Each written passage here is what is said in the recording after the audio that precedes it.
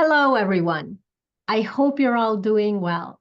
I want to welcome you to this month's P&G Alumni Network Enrichment Series Webinars. I'm your host, Ileana Rojas, and I hope you're all safe and well. Today, we have a wonderful guest and a very dear friend. However, before we start our conversation with her, I want to tell you a little bit more about the Enrichment Series. This is a monthly series where our goal is to connect members and provide enriching content where we hope you learn something new and leave you inspired.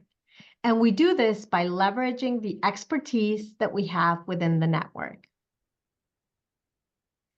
All of this is part of a bigger mission of the P&G Alumni Network, which is a nonprofit founded by former P&G employees to share ideas, talents, and resources with each other, our communities, and our philanthropy efforts. We have more than 35,000 registered members and growing, in addition to 45 chapters worldwide. And the P&G Alumni Network is officially recognized and supported by Procter & Gamble. We connect via global conferences, local chapters, industry events, and we also have our foundation, which supports economic empowerment initiatives in communities all around the world. Now, a couple of notes on the webinar logistics. Many of you may already be familiar with Zoom, but I know that those that work on the Teams world may not. Now, this is your webinar screen. This is where you'll see the content, the polls that we're going to put up in a couple of seconds. And we invite you to interact through the Q&A function that's in the bottom of your screen. Please feel free to ask questions at any time throughout the webinar today. And I do want to apologize beforehand if I don't get to all the questions, but I'll make sure to try to go through most of them during this time together. Now, I am going to share some polls, if you allow me, because in the end, it is important here. So if you can answer the poll, it would be wonderful. We always want to know who's watching us so that we can continue to tailor all of our webinars to our audience.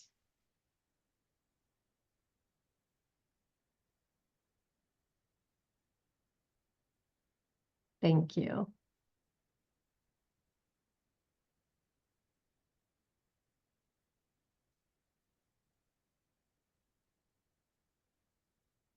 I'm going to launch the second one.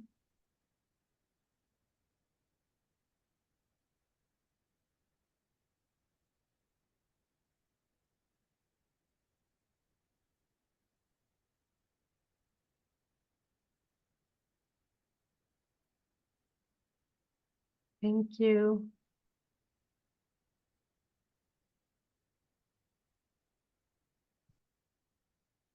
I'm going to launch the third one. And thank you to those who are visiting us today from outside of the US. We have daylight savings times here, so I know that that impacts the time.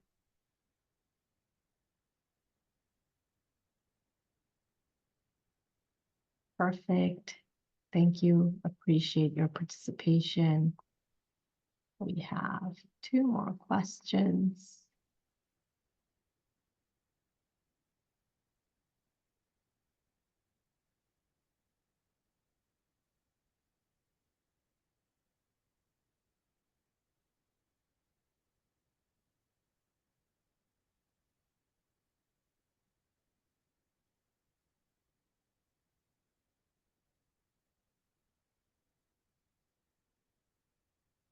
And the last question.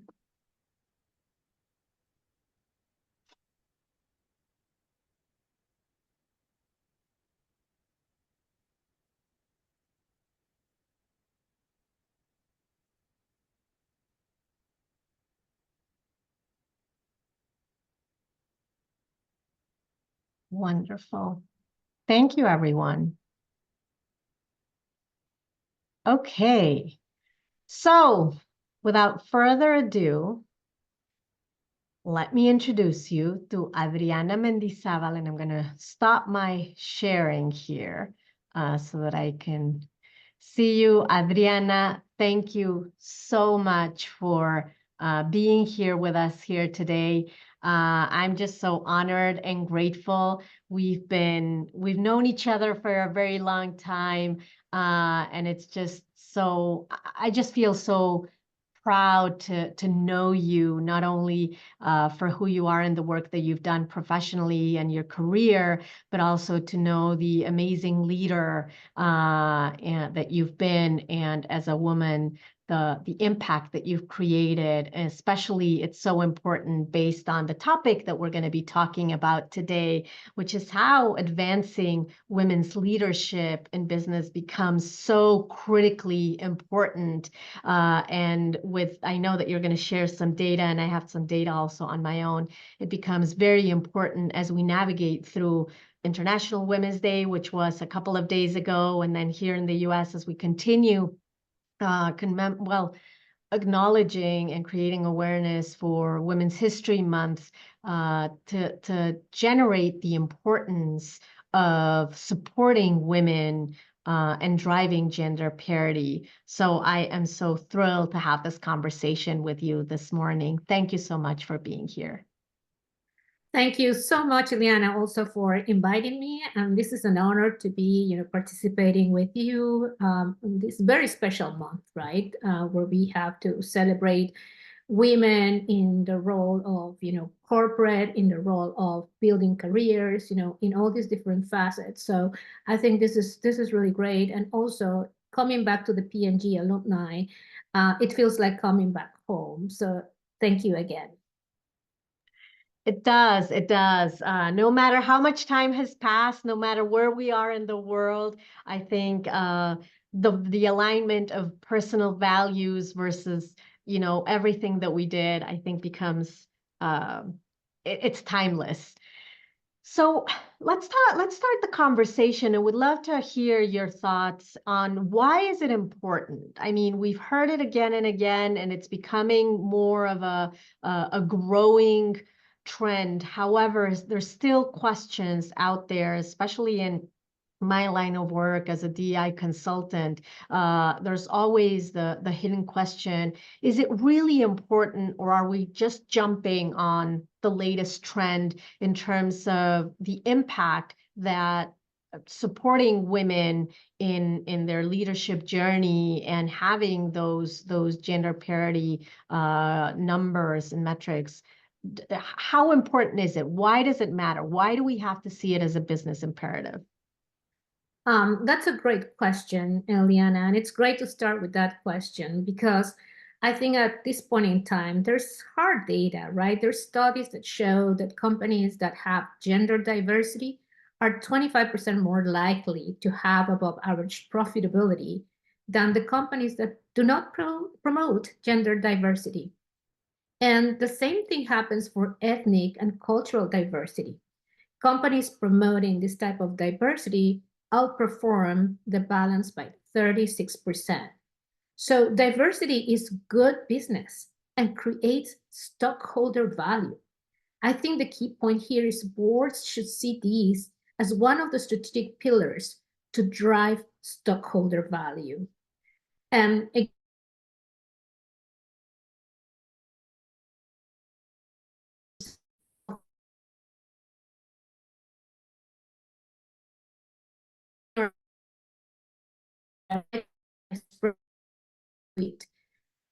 actually dropped 2%, 32%.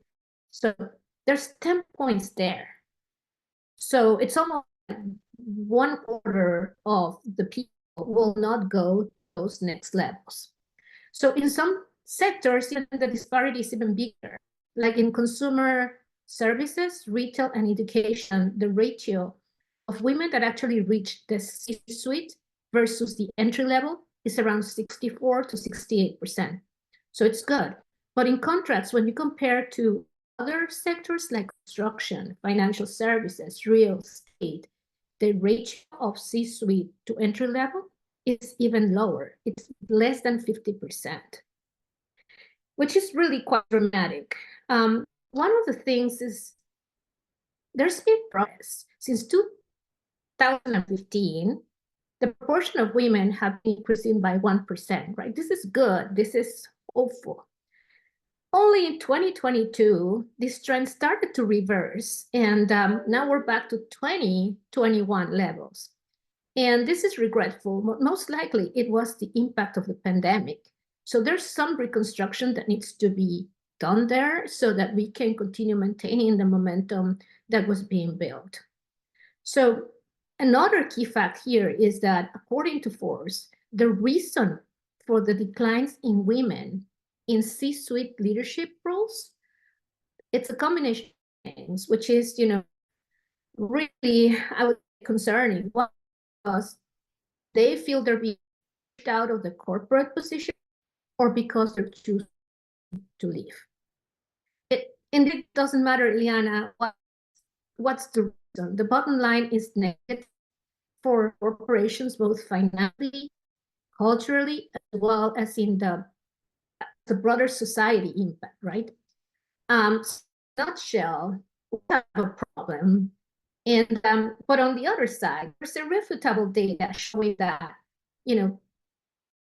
promoting, driving gender diversity really creates better results for companies. Another piece of data, right? Harvard Business Review, the research is showing that companies with women in senior positions are more profitable, more socially responsible, provide safer and higher quality customer experience, among many other benefits. So the data is there. Now, in addition to the data, which is important, and I'm going to come back to the data, but in addition to the data, I know that you've experienced through your journey a lot of these, and I think it's important to hear a little bit about, from your point of view, and especially you come from an industry that is male dominated. What have you seen? Yes. Oh no, that's another great question, Ileana. I think that what I have seen throughout my career is basically that when there is will and when there is leadership and there is commitment, that really starts at the top, change starts happening. The tone is really top. Much better ratios. It's because I truly believe this. And I have seen it. I've been in those, right, as well. They make it and it permeates throughout the organization, because it has to be something that really is across. And making people and all levels of the organization accountable for women's success is really important. And I think that we can apply here the P&G's 4 E's, right? Envision, enable, empower, and energize. Whenever these 4 ingredients are happening, you really see a difference. Envision is because those companies that really have that commitment to really provide the opportunity for gender diversity and really set it as part of their vision, right? They really make progress. But then there has to also be the enable part. It doesn't just happen by magic. There has to be leadership programs that help women build their growth, strengthen their confidence, and very importantly also is the fact that they demonstrate other women in the organization that there is commitment to actually developing them. But also there has to be another ingredient, which is championing or sponsoring, which is always having someone that represents you at the table. When the talent is being having someone that represents you in that table is really critical. So when that exists, again, there's a better opportunity. And then think about empowering. And then empowering is really not just talking and just giving the training and all these things, but also making sure that women have the opportunity to take on bigger responsibility, bigger roles, and higher levels in the organization. Provide the opportunity and have them demonstrate and support them in that process. If you don't give them the opportunity, then they will never demonstrate. And I'll talk a little bit more about how this impacted, me later on. But then the fourth ingredient is basically energizing, which is now let's celebrate success, right? Let's celebrate those role models, female role models that, are progressing. Let's share it with the rest of the organization, and let's make it part of the culture, and let's make it inspiring for the others that come below. So when I think about, my career, and I think about a very big point in my career where I had been VP, but I was really becoming a general manager. I remember we had discussions, and I was told at some point in time, well, we want someone that doesn't only come from marketing, but that someone comes from sales. And at P&G, you were a marketeer, but not necessarily you had a sales muscle. And I remember actually I presented a case of why I could do it. In the end, they gave me the opportunity to become a general manager, and be able to be responsible for all the programs. Are we good? You're on mute. Can you There hear we me go. now? Yes. Okay, perfect. All right, wonderful. Awesome. So the show must go on. Okay. The show always No, goes I'm on. stopping. Okay. But before we move on, somebody's asking, and I missed as well, if you can go back and repeat your 4 E's. Oh, absolutely. So the 4 E's, basically, for many of you in P&G, you may be familiar. For those of you that this is new, we used to have a model which was basically 4 E's: envision, enable, empower, and energize. And I'll tell you, it applies to everything. And when I was just talking about this with Ileana, I thought that this would be the perfect, application for it, because once companies, right, really, and companies is people, once the leadership really decides to drive and commit to female leadership development, then you already have that vision, right? You start really talking about how many women do we need to have, and really start planning for those paths. Then you need to enable, that's the second E. And the second E has to do more with, do we have the right types of programs, right? Leadership programs, programs that strengthen women's confidence, and very importantly, a general sense of investment that really demonstrate the organization's commitment to retaining and promoting women. The other piece, I think, in that enabling piece has to do with sponsoring and championing, because it's always critical to have someone that represents you at the table in every single level of your career. There has to be someone that when the talent discussions are happening, is representing you, is portraying you in the best light, and it's really kind of making your case, right? Because it's everything we're selling. Now, someone is selling you in terms of really being a candidate for a service position, or to develop a path for you to get to that position. So that person, that sponsor, is really critical in this whole process. The other piece, basically, it's the empowerment, right? The third E has to do with empowerment, which then basically given female women the opportunity to actually take positions of higher responsibility, of broader scope, that allow them to grow and demonstrate and continue growing. Because if you don't give them, we can train them, but we don't give them the opportunity, then again, the program is short. And then, of course, the 4E has to do with energize. And energize, to me, it's really showcasing those success stories, those women that are really progressing throughout the organization, those women that are really making a difference. And I think it's almost at every level that you have to do that. I've been in organizations where we have the first female sales director.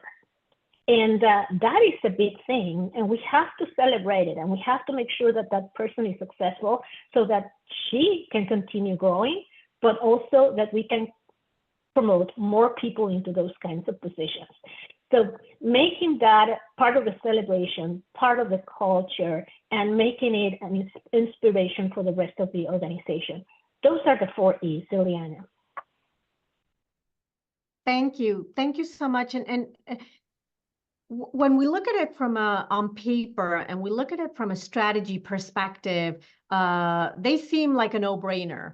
And I think many of us, as we're in business, it happens, right? When we see our strategic plans or when we see everything that we want to do on paper, they always look so good and so logical. But then we start enacting on it, and it's not as black and white because there are a lot of different challenges and barriers and variables that maybe we didn't take into consideration as we were thinking about these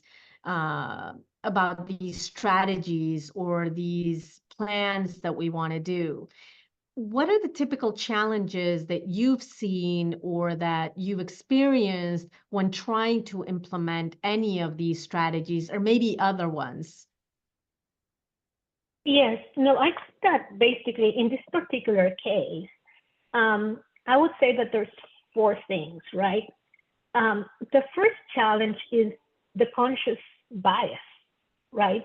So there's still many of us that don't understand that diversity is a strength. And we don't really know what diversity is. It's really, I mean, it happens. I've been in discussions where, people think that women should not be in sales, for example. Can you imagine? I mean, those kinds of situations indicate that even in sophisticated organizations, there's still that conscious bias. And interestingly, I've heard it not only for men, but I've even heard it from women. So that's the number one thing. So there has to be a process where, you identify who are the people that are willing to champion this, right? And as I've always said, it takes one to make a difference, right? So who is that person, or who are those people who actually are willing to really move forward? And, you work with them. The others will follow later, right? But they will eventually get to follow. And whoever doesn't follow, well, they're missing on this extraordinary opportunity to improve their results, but also to impact, in a positive way and creating a more equality in an organization. The other piece basically is we are always, with challenge, right, facing business challenges. And eventually what I've seen is that there is a deprioritization or a lack of ownership at the top first, and then across the different levels. Priorities come, change. Or, there is this new thing that we want to pursue. And again, funding becomes an issue, which takes me to point number 3, which is what I call girl interrupted. Inconsistent efforts in time and lack of long-term commitment. When we don't make this a permanent commitment, the interruption will be more damaging, I think, than not doing it. Because what happens is we open doors and we close doors. We open doors and we close doors. And that can be terrible, right, in an organization. So these inconsistent efforts in time and lack of long-term commitment become a big issue as well. And finally, the 4th thing is basically lack of role models. Because, as you start going up, there is less and less women. So there is less of those role models that you can follow. And I would say those are the 4 typical challenges that you have to go through. But no matter what, there's always a difference as a leader. And as a leader, you always have to try to make that difference. And even in smaller scale, you have to continue driving that diversity, because eventually it will actually pay out, no matter what, for the person, for you, for the business.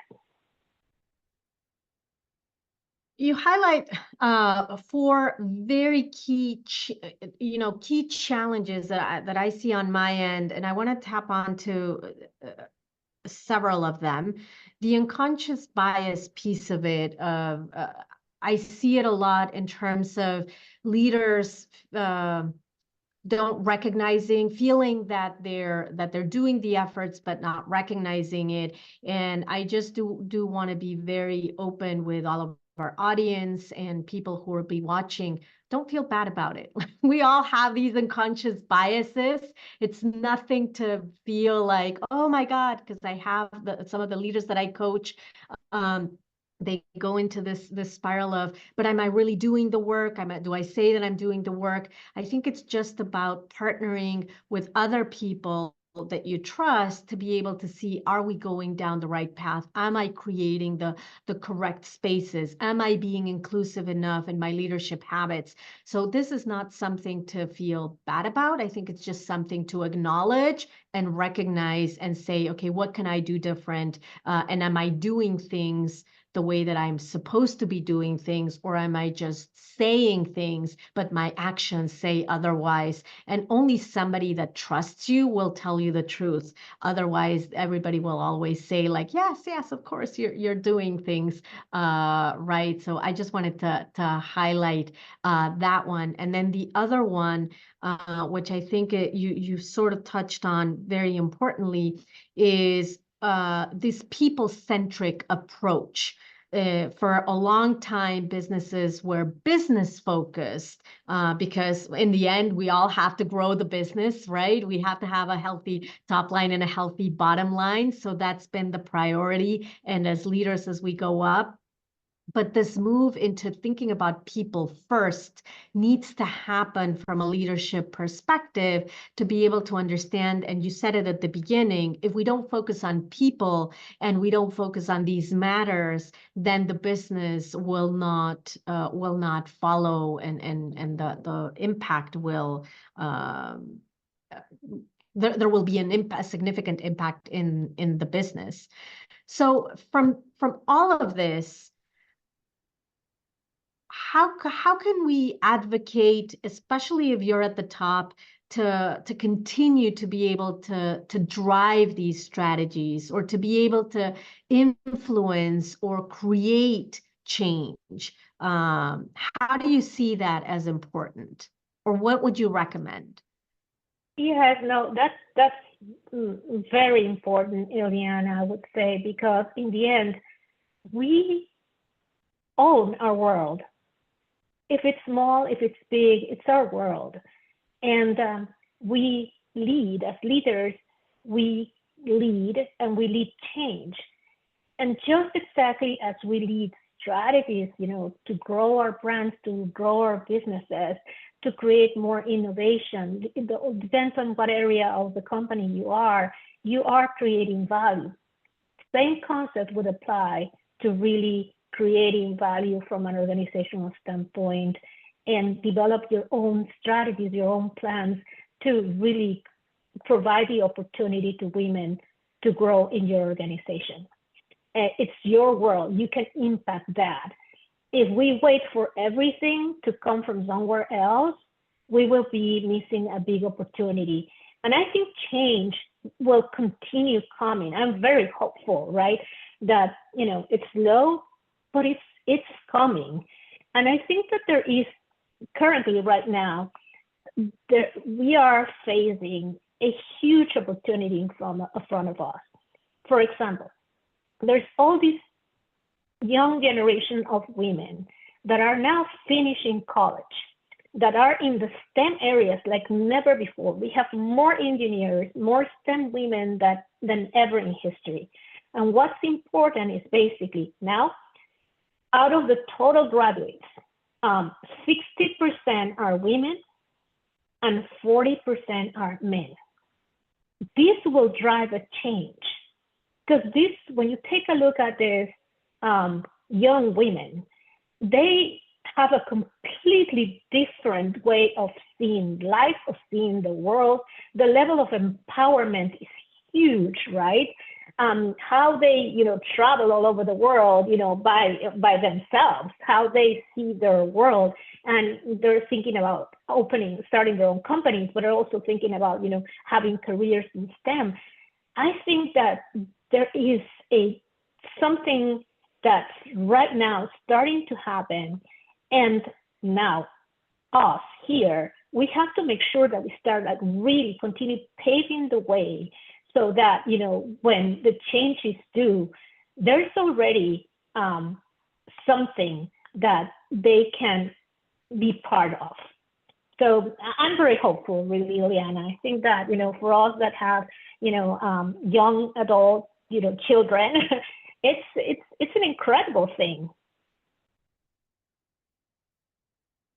Absolutely, absolutely. And I think we need to think about whether we have our own young adults, or whether we have people around us. We have to think about the younger generations, and what are we creating, or how are we as leaders creating the spaces for them to be able to feel like there's an opportunity for them in this, in these areas and in these career paths, especially because one of the trends that I'm seeing from my end is a significant increase on young adults wanting to be entrepreneurs, wanting to have their own businesses, wanting to be in their own spaces, because they don't see the opportunity if they go down a corporate path.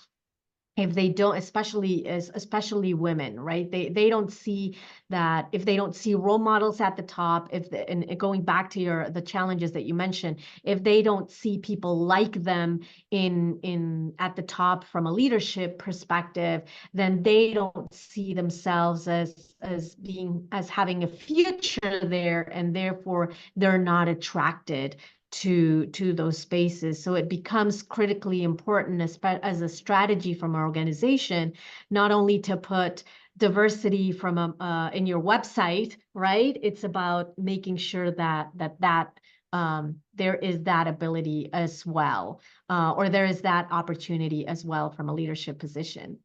Now, as women, many of us, and again, not everybody, I don't want to generalize, but there has been a significant increase I've seen, and actually in everybody, not only women, but we're talking specifically about women today, in terms of how to balance work and life. And we've always try to make the best out of the work-life balance situation, but it becomes more and more challenging because of the fast-paced environment. And that as well becomes a barrier and a challenge for women to be able to rise to the top.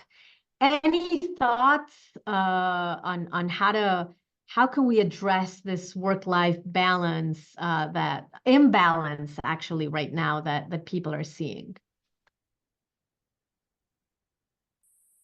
We're on mute. You're on mute. I don't know what happened. Yes, that's the eternal dilemma in everyone's career, in everyone's life. And, as I keep on thinking about balance, Ileana, I think that balance is something really, really personal. And what balance is for you, it may be very different for me. For me, or for you, it could be okay to hold our Sunday conference calls, right? And we're fine. But for other people, that may be an issue of balance, right? So I think at this point in time, my understanding of balance is very different from what it used to be 10 years ago, 20 years ago, in terms of a formula. I think that more than anything, balance is really finding out what are your sources of energy, and then managing those sources of energy in the best possible way. So, for example, what makes you happy? What gives you peace of mind, peace of heart, right? What fill in your daily cup with good things, right? What makes you wake up in the morning and really say, wow, I'm going to have a great day? Or what makes you go, to bed at the end of the day and say, wow, this was a great day? What are the things, again, that, will define me in terms of those sources of growth? And how do I manage those things that also drain me? So I think that, once you identify that, then it's about going back to your prioritization, right? This is a little bit like any negotiation. What are your negotiables and what are your non-negotiables? Very important, your non-negotiables. Clearly identify those things that are so important for you that your well-being, your physical and mental health really depend on it, and build a fortress around it. For me, I have to exercise. Even if it's at 10 p.m., I have to do it, and I do it. I have that commitment with myself, and I really protect that with everything. I didn't do it before. Before, I was too tired, I had to wake up really early, or there was always an excuse. But during the pandemic, I really committed myself to doing it because there was nothing else to do. And then it just became part of who I am now. And I'm just so much happier and fulfilled and energized just by protecting that, right? The second one, I would say, is have the right people in the right position in your life, right? It's just like work. And if you have children, you need help. And get nannies, really. It's an investment, really. But it will have a wonderful ROI. And you know what? It won't last forever. It's just a certain period of time in your career and your life where you're going to need that kind of help. But it's vital help that will allow you to continue pursuing your own dreams as well. So get that help. If you have, children and you have homework, get a tutor. Again, it's an investment, but it will pay out. You have to think of yourself, and you have to think about those investments that you need to make on yourself so that you can continue pursuing your career as well. Getting a strong support system, everybody talks about that. But of course, having those friends that you can really get support from, that will come to your rescue, when you need help. And I'm talking about, like, I cannot pick up my child today. Can I call someone to go pick him up? And can I sign them? Can I ask them to actually accept that they're authorized to pick up my child?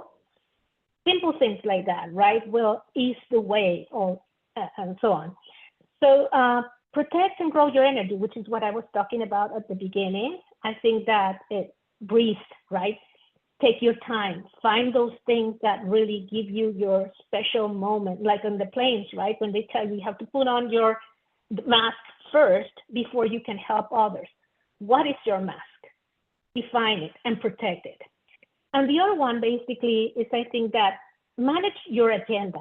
And this is really, I've been kind of analyzing some days, and some days I'm like, oh my God, this day was horrible, boring, and drained. And I'm thinking, you know what? In many ways, I own my agenda, and I can create the agenda that will really bring out the best of me. And I'm thinking about this like a menu, right? And I'm thinking about this like a meal. And you start the day with a great appetizer, right? With an aperitif, perhaps. And then you go and you have a great, entree with your glass of wine, and then you have dessert and, whatever you like. But you have everything during the day.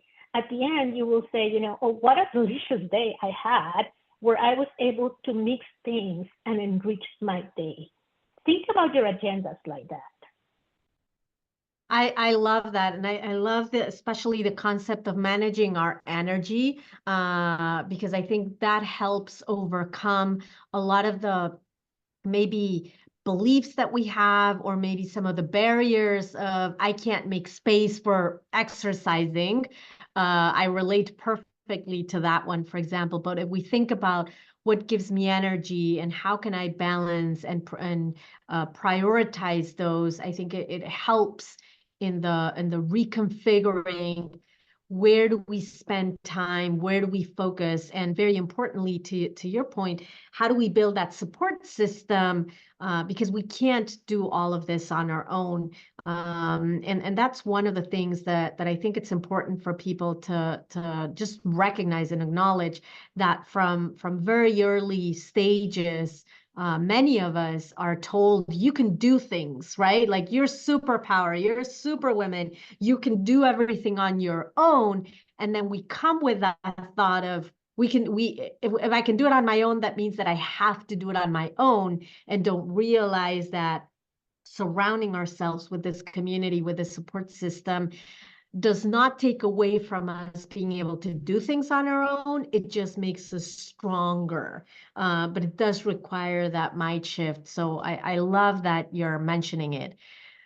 We're coming to the end of, and I think we still have a long way to go in this conversation. Maybe that's why this is a full month of Women's History Month, to be able to recognize all of these things. But any final words that you think are important to call out before we close? Yes, I do have a message for all of us, right? One of the things during my career, I have been the first woman to be a general manager in company A, the first woman to be a president in company B, and so on and on. I have been the first woman many, many times. What I want to say with that is you have to be ready to be the first woman. And you have to have it in your mind. Don't let anything else define you. Think about, I'm going to be the first one to do this. Like those women that said, I'm going to be the first one to travel around the world, right? Like, I'm going to be the first astronaut. It's exactly the same thing. Think about it. Think about the power that you have and define it and follow that as a dream. I think that in the end, that's where everything resides, because if we wait for everybody to give us the opportunity, it's probably we're going to wait a long time. But if we have that mindset of, I'm going to be the first one and I'm going to demonstrate. And if it's not there, it's going to be somewhere else. Because sometimes it's not you're not in the right place, but you will find it somewhere else. Somebody else will appreciate that talent. So be ready to say, I'm going to be the first. Oh my God, like I thank you. And I think that aligns very well with the thing that we all learned in P&G, right? When we were there. The innovation and the things that we brought to the table were, don't be afraid, like we have to be the first ones to break paradigms, to launch products that were never seen before, to enter into spaces that nobody had tapped into, and that's what we did, right? Blindfolded. So I think you bring up an amazing closing line to say, if we did that throughout our career, how long that was in the company that we all love, then bring that into our own life as well in this topic, and being able to not be scared to be the first ones to continue to break these paradigms and create the stories and the spaces that will then allow for gender parity as we move forward. Thank you so much, Adriana. It was a pleasure to have this conversation with you. We have several comments from old friends that say hello and that are very thankful to have you in this space. So truly appreciate it very, very much. Thank you. Thank you. Great opportunity. Thank you. So let me move along. Get involved. Please get involved. We are just as strong as all of us coming together. So sign up for updates at pgalums.com. Support the foundation. They're doing great, great things to continue to drive and create impact for a better world at pgalumnifoundation.org. Partner with us, send us an email, volunteer, start, join a chapter, Any little thing that you want to do, we're here for you. Feel free to send us an email. All the recordings, this one and past recordings and future recordings, are going to be housed both on our website and on our YouTube page. So make sure that you follow us there as well. And then I invite you to join us next month with Filippo Passerini and Tony Saldana, who are going to share with us how to lead a best-in-class business process, their 10 tips into turning BGBS business around. Don't miss that conversation, which is going to be amazing. Thank you again, Adriana, for being here. And thank you, everyone, for allowing us to be in this space today. I know that you had many, many busy things to do, and you decided to be here with us. Couldn't be more grateful. Thank you, everyone. Have a wonderful day wherever in the world you are. Have a good one. Thank you, Liana. Actually, now switched 3 times my Wi-Fi. Can you hear us, Okay. Adriana? I can hear you. Can you hear me? We can hear you perfectly. Wonderful. I don't know if actually my story was able to go through, but I to really kind of on this general manager position, and it was, you know, the first time that there was a woman taking 4 E